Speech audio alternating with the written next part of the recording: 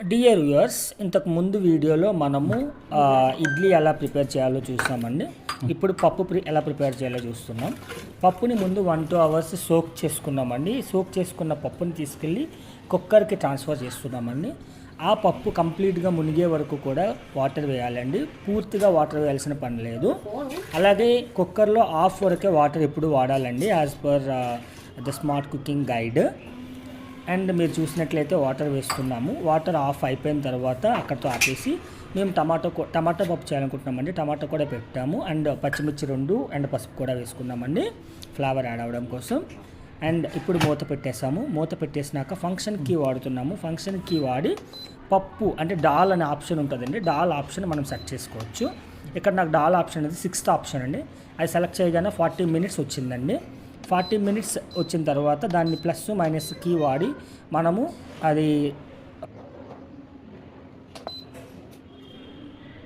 Timer increase చేసిన తర్వాత ఇప్పుడు టైమర్ అయిపోయిందండి. టైమర్ కంప్లీట్గా ఆఫ్ అయిపోయింది. అంటే దాని అర్థం పప్పు ఉడికిందనండి. అండ్ ప్రెజర్ రిలీజ్ చేస్తున్నాను నేను. ఇక్కడ ప్రెజర్ రిలీజ్ అయ్యాక రెడ్ బటన్ కిందకి వెళ్తుంది. దాని అర్థం ప్రెజర్ అంతా రిలీజ్ అయిపోయిందని అర్థం అండి.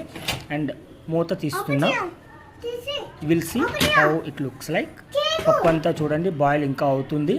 అండ్ అక్కడ టమాటో కూడా బాయిల్ చేసామండి. అండ్ వాళ్ళు ఇచ్చిన రెడ్ కలర్ గ్లౌస్తో టమాటా అయితే బయటకు తీసాము. అండ్ పప్పు ఎలా ఉడికిందో కూడా చూద్దామండి. చూడండి, పప్పు అయితే మాకైతే చాలా సాఫ్ట్గా ఉడికింది.